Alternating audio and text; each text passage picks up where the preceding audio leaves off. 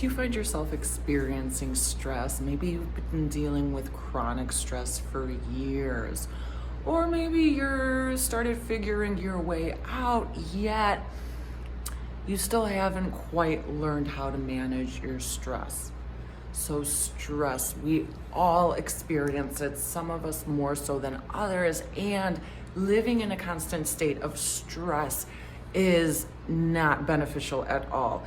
You know, when we're living in stress, this really affects how we perform, how we show up, how we behave, and it's what is blocking us from achieving our dreams, achieving our desires, and moving forward in life. Now, a little bit about stress. When we're under stress, we literally numb out. Why do we numb out? Well, with the stress response, numbing out is a way to protect us from feeling any pain.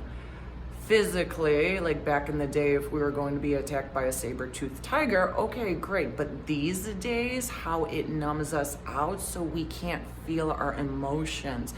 And if we're not doing the inner work, we're not working through those, it's really difficult. And this completely impairs people's judgment. It impairs your ability to think in a creative manner, be innovative, and as well as it blocks your intuition.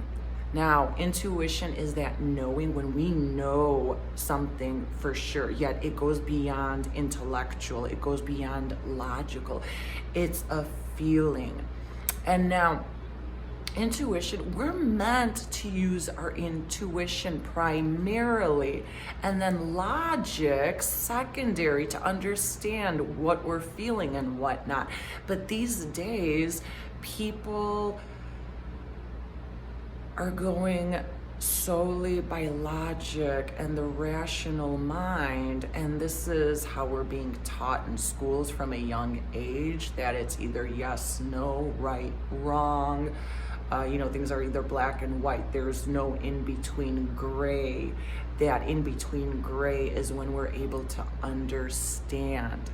When we understand things, we can apply it. We can apply these things in order to move forward, in order to accomplish things, in order to achieve, applying these things in order to be innovative and creative at problem solving.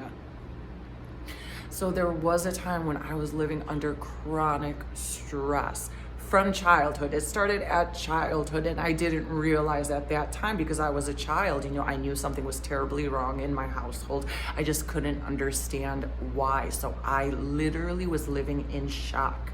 And in order to comfort myself, I developed a junk food addiction, because in the moment that was comforting, because I was so lost and confused and I didn't know what I was supposed to do. I didn't know whether my parents were going to come home and yell at me or if everything was going to be okay. So that literally made me shut down, living in a state of shock. You don't feel like yourself. You feel like something's missing.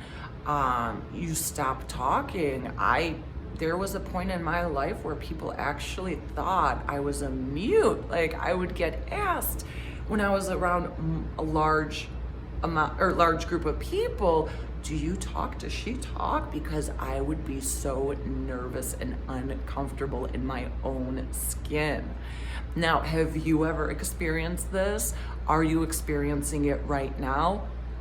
Yeah, it's no way to live at all. And there are ways to move beyond this, to really eliminate stress and heal from our past traumas, because our past traumas create stress, and we're living in a constant state of stress or shock. That we don't know what's happening. We're just not in our right state of mind. We're physically exhausted, worn out, and mentally worn out. Or it could be we're mentally worn out, yet we're very high strung, and we just lack that clarity. So as I always say, it's really important to adopt a mind, body, spirit practice such as yoga. Yoga is amazing at chipping away the stress as well as training our mind to be in the present moment. Because where does our bliss lie? Our bliss, our joy, our peace of mind? In the present moment. So in order to eliminate stress and begin to heal, it's so important to adopt this type of practice as well as meditation. Now, the cool thing with yoga, the physical part of yoga is what prepares us for a meditative state of mind.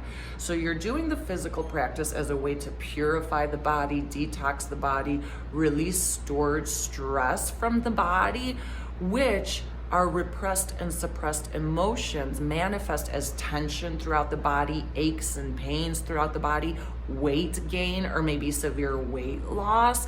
So when we're repressing and suppressing emotions, it creates tension. It creates a contraction in the body, and over periods of time, you might experience like chronic neck tension, shoulder tension, or tension in the legs.